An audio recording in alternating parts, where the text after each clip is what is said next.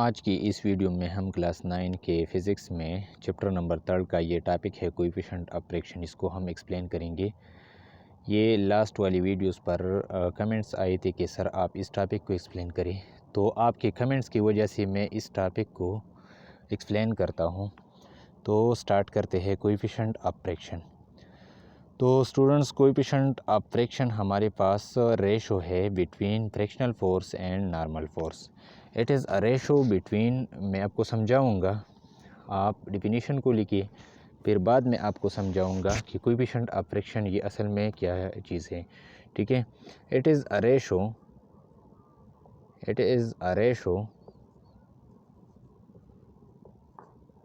Ratio between fractional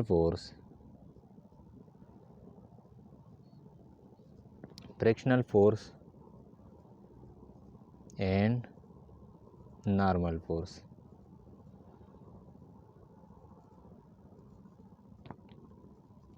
fractional force और normal force के दरमियान जो रेशो है इसको हम कहते हैं कोएफ़िशिएंट ऑफ फ्रैक्शन। इस डिफिनीशन को एक्सप्लेन करने से पहले आपको एग्ज़ाम्पल से मैं समझाऊंगा कि जब हम फोर्स को ज़्यादा करते हैं, जब हम नॉर्मल फोर्स को ज़्यादा करते हैं तो फ्रैक्शन हमारे पास इंक्रीज़ होता है।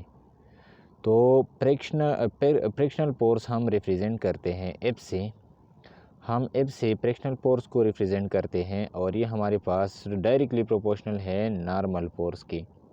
ठीक है, जब हम नॉर्मल फोर्स को ज़्यादा करते हैं तो हमारे पास फ्रैक्शनल फोर्स ये ज़्यादा होगा। ठीक है, ये इंक्रीज़ होता है। फॉर एग्ज़ाम्पल, अगर मैं इस मार्कर को इस बोर्ड पे रख दूं, ठीक है, इसको अगर मैं इस पर अगर मैं फोर्स लगाऊं, ठीक है, तो ये इजीली मोशन परफॉर्म कर सकता है। लेकिन अगर मैं इस पर नॉर्मल फोर्स ज़्यादा करूं तो इसका फ्रैक्शनल फोर्स जो है इसके दरमियान, इसके और इस बोर्ड के दरमियान जो फ्रिक्शन है वो इंक्रीज़ हो जाएगा। फॉर एग्ज़ाम्पल, अगर मैं इसके ऊपर फोर्स इस तरह लगाऊं तो जिस तरह मैं इसके ऊपर फोर्स लगाता हूँ इस तरह इसका नॉर्मल फोर्स, बोर्ड का जो नॉर्मल फोर्स है ये जो है ये इंक्रीज़ होगा। तो नॉर्मल फोर्स जब इंक्रीज़ होता है तो फ्रैक्शनल फोर्स इंक्रीज़ होता है। देखिए किस तरह, अगर मैं इसके ऊपर फोर्स लगाऊं, इस तरह मैंने इसके ऊपर फोर्स लगाया, अब इसको जब मैं खींचता हूं, इस तरह इस पर मैं फोर्स लगाता हूं तो इस मार्कर के और इस बोर्ड के दरमियान जो फ्रिक्शन है वो ज़्यादा होगा। जब हम नॉर्मल फोर्स को ज़्यादा करते हैं तो फोर्स ज़्यादा बढ़ता है। ठीक है, फॉर एग्ज़ाम्पल, अगर आप किसी ऑब्जेक्ट को खींचते हैं, किसी ऑब्जेक्ट, और इसका मास ज़्यादा हो, मास अगर ज़्यादा हो, वेट ज़्यादा हो, तो इसके ऊपर नॉर्मल फोर्स भी ज़्यादा होता है। तो नॉर्मल फोर्स जब ज़्यादा होता है तो फ्रिक्शन भी ज़्यादा होता है। मैंने आपको एग्ज़ाम्पल से मैंने आपको समझाया कि अगर इसके ऊपर अगर मैं नॉर्मल फोर्स, अगर मैं इसके ऊपर फोर्स लगाऊं तो इस पर नॉर्मल फोर्स ज़्यादा आ जाएगा। ठीक है, बोर्ड के और इसके दरमियान जो फोर्स है नॉर्मल फोर्स, ठीक है, जो बोर्ड इसके ऊपर लगाता है ये एक नॉर्मल फोर्स है। तो जब मैं एप्लाइड फोर्स को ज़्यादा करता हूँ तो नॉर्मल फोर्स बढ़ता है। ठीक है, नॉर्मल फोर्स की इंक्रीज़ होने की वजह से फ्रिक्शन जो है ये बढ़ता है। ठीक है, अब इसके ऊपर अगर मैं यहाँ पे इस तरह फोर्स लगाऊं, ठीक है, और इसको अगर मैं खींचता हूँ तो अब इसके और इसके दरमियान जो फ्रिक्शनल फोर्स है वो ये ज़्यादा बनता है। ठीक है, तो frictional force is directly proportional to normal force. अब यहाँ पे प्रोपोर्शनलिटी साइन है, जब मैं इसको रिप्लेस करूँ कांस्टेंट पे तो हमारे पास आता है frictional force is equal to constant. हमारे पास कांस्टेंट आता है, एक कांस्टेंट नंबर आ जाएगा कांस्टेंट, और ये एफ एन आ जाएगा। अब ये जो कांस्टेंट है हम यहाँ पे लेते हैं, कांस्टेंट की जगह हम यहाँ पे लेते हैं म्यू। ठीक है, म्यू हम लेते हैं, म्यू ये ग्रीक सिंबल है। ये कांस्टेंट हमारे पास, इसको हम इस सिंबल पे रिप्रेजेंट करते हैं और ये आ जाएगा एफ एन। तो यहाँ पर ये जो म्यू साइन है इसको, ये हमारे पास टोटल फ्रैक्शनल फोर्स है, इसका मैग्नीट्यूड म्यू इस कांस्टेंट पे डिपेंड करती है और ये नॉर्मल फोर्स पे डिपेंड करता है। ठीक है, लेकिन ये जो म्यू साइन है ये, इसको हम कहते हैं यहाँ पे कोएफ़िशिएंट ऑफ फ्रैक्शन। ठीक है, ये हमारे पास इक्वेशन 1 है और इक्वेशन 1 हमें इक्वेशन 1 का मतलब क्या है कि ये हमें शो करता है फ्रैक्शनल फोर्स। ठीक है, फ्रैक्शनल फोर्स, इक्वेशन 1 शोज़ अस इक्वेशन 1 शोज अस, इक्वेशन 1 हमें फ्रैक्शनल फोर्स शो करता है, ठीक है। Equation 1 shows us fractional force, ये हमारे पास फ्रैक्शनल फोर्स है। और ये जो म्यू है, म्यू साइन जो है, जो मैंने लिखा है म्यू, ये हमारे पास ये है म्यू, ठीक है। इसका नाम है, ये हमारे पास कांस्टेंट ऑफ प्रोपोर्शनलिटी है, ये हमारे पास है कांस्टेंट ऑफ प्रोपोर्शनलिटी।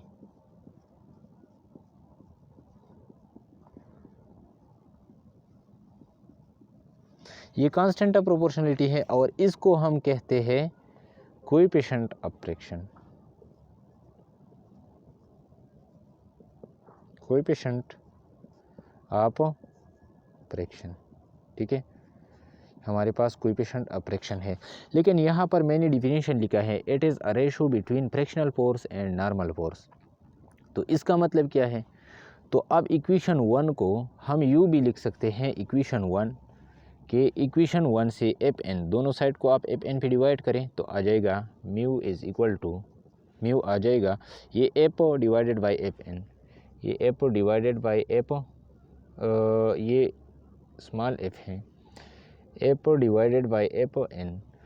तो फ्रैक्शनल फोर्स और नॉर्मल फोर्स के दरमियान जो रेशो है इसको हम कहते हैं कोएफिशिएंट ऑफ फ्रैक्शन, ठीक है।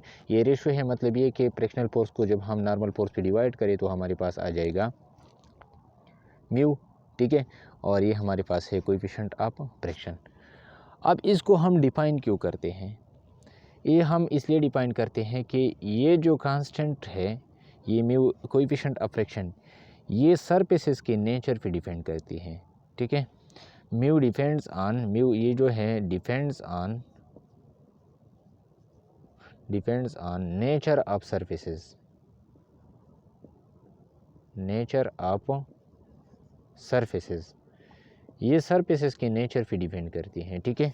फॉर एग्ज़ाम्पल यहाँ पे अगर मैं इस मार्कर को अगर मैं यहाँ पे रख दूँ तो इसका जो सरफेस है, इस मार्कर का जो सरफेस है और इस बोर्ड का जो सरफेस है, ये एक दूसरे के साथ स्लाइड, इसको अगर मैं यहाँ पे स्लाइड करूँ इस तरह तो इसके दरमियान भी नहीं फ्रैक्शन है।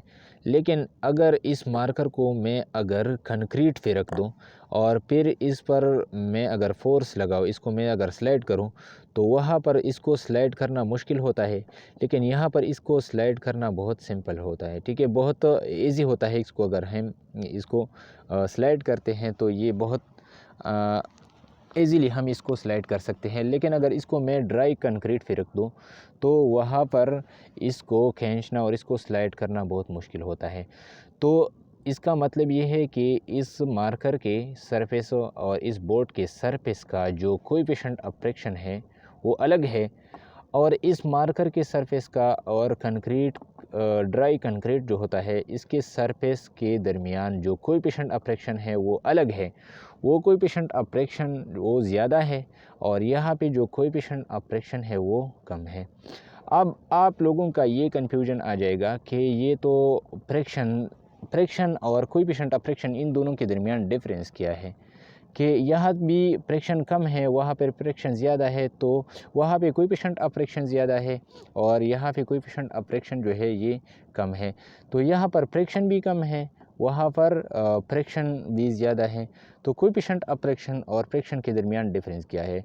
तो ये बहुत सिंपल है कि जब हम कोएफिशिएंट ऑफ फ्रैक्शन को ज़्यादा करते हैं तो हमारे पास फ्रैक्शनल फोर्स जो है ये इंक्रीज़ हो जाएगा। यहाँ पे इक्वेशन में देखिए आप, इक्वेशन 1 में कि जब हम कोएफिशिएंट ऑफ फ्रैक्शन को ज़्यादा करते हैं तो हमारे पास फ्रैक्शन ये जो है ये इंक्रीज़ होता जाएगा, ठीक है। तो कोएफिशिएंट ऑफ फ्रैक्शन हमारे पास ये नेचर ऑफ द मटेरियल पे डिपेंड करती है, ठीक है, कि मटेरियल का सरफेस किस तरह है इस पे डिपेंड करती है। और फ्रैक्शनल फोर्स जो है हमारे पास ये कोएफिशिएंट ऑफ फ्रैक्शन और नॉर्मल फोर्स दोनों पे डिपेंड करता है, ठीक है। ये नेचर ऑफ द सरफेस पे डिपेंड करता है, ठीक है।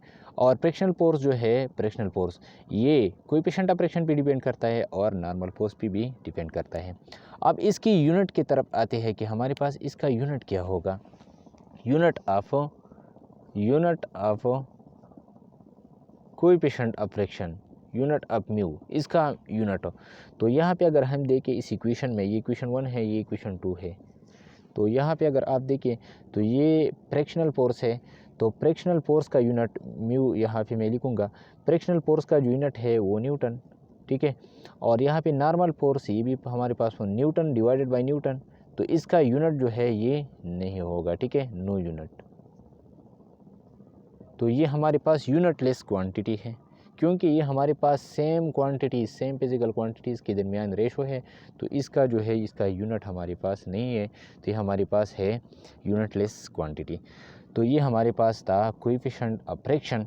लेकिन अगर आप अपनी बुक में देखिए तो वहाँ पे लिखा गया है F static maximum is directly proportional to normal force. वहाँ पे है स्टैटिक कोएफिशिएंट ऑफ फ्रैक्शन और फिर है काइनेटिक कोएफिशिएंट ऑफ फ्रैक्शन। तो इसको भी मैं एक्सप्लेन करूँगा। यहाँ पे अगर आप इसको, तो मैंने सिंपल फ्रैक्शन से मैंने यहाँ पे रिप्रेजेंटेशन किया है, ये सिंपल फ्रैक्शन है। लेकिन अगर आप इसको स्टैटिक लेते हैं तो ये आपके पास आ जाएगा static fraction is directly proportional to normal force. जो स्टैटिक फ्रैक्शन है वो भी नॉर्मल फोर्स के डायरेक्टली प्रोपोर्शनल है, और जो काइनेटिक फ्रैक्शन है वो भी नॉर्मल फोर्स का डायरेक्टली प्रोपोर्शनल है। तो इसको भी मैं यहाँ पे लिखूँगा। कोएफिशिएंट ऑफ फ्रैक्शन हमारे पास दो तरह का होता है, एक होता है स्टैटिक कोएफिशिएंट ऑफ फ्रैक्शन और दूसरा है kinetic coefficient of fraction.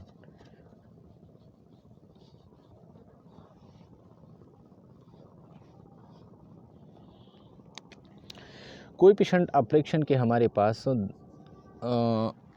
Coefficient of fraction हमारे पास दो तरह का होता है, एक होता है static coefficient of fraction, static coefficient of fraction,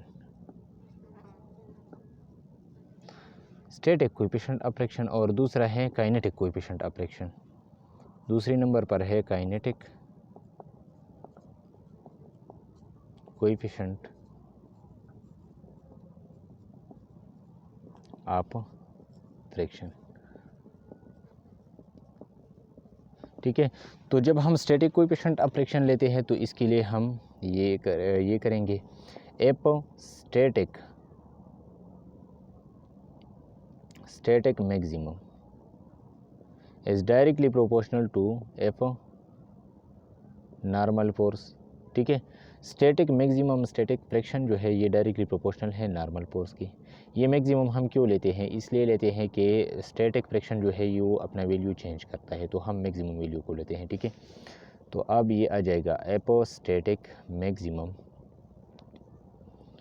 is equal to mu S. इसका जो कोएफिशिएंट ऑफ फ्रैक्शन है तो इसको हम म्यू एस कंसिडर करेंगे। ये चूँकि स्टैटिक है तो इसलिए स्टैटिक कोएफिशिएंट ऑफ फ्रैक्शन के लिए हम म्यू एस से इसको रिप्रेजेंट करेंगे, तो एफ एन। तो ये हमारे पास है इक्वेशन 1 है, ये हमारे पास मैक्सिमम स्टैटिक फ्रैक्शन को रिप्रेजेंट करता है।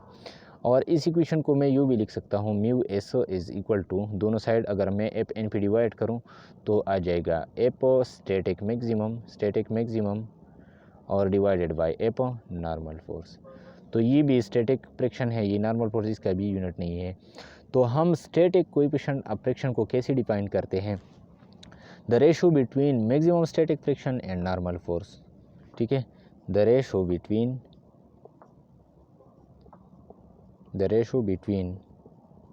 maximum static friction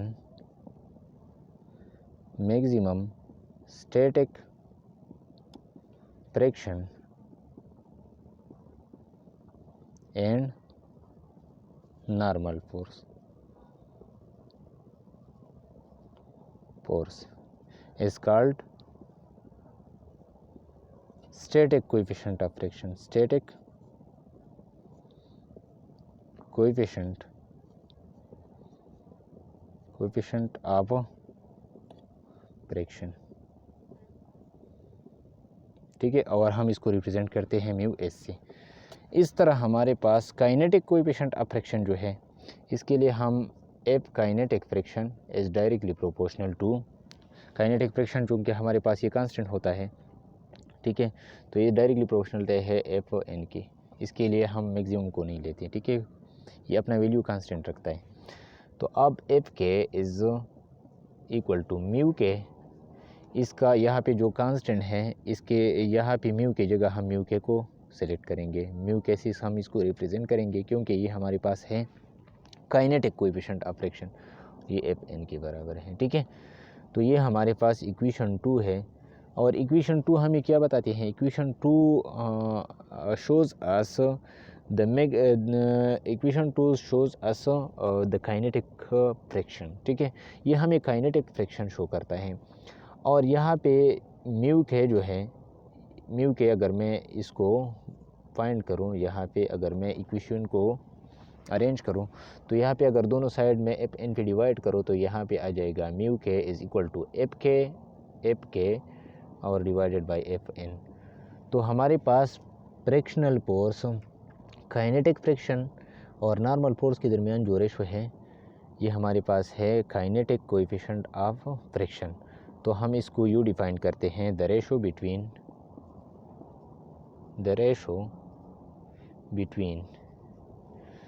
kinetic friction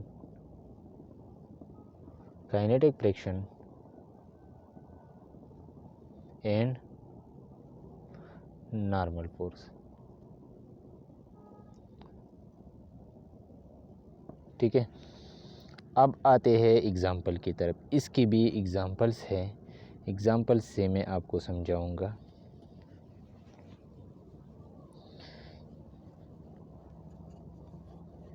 example से मैं आपको समझा दूंगा। यहाँ पे अगर हम ले लें rubber on dry concrete, rubber ये एग्ज़ाम्पल्स हैं, ठीक है, examples. Rubber on dry concrete,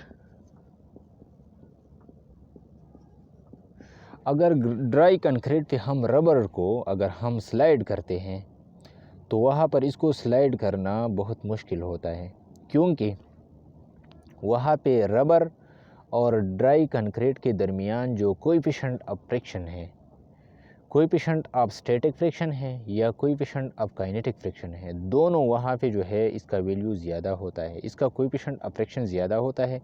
तो इसलिए इसको खींचना और इसको स्लाइड करना बहुत मुश्किल होता है।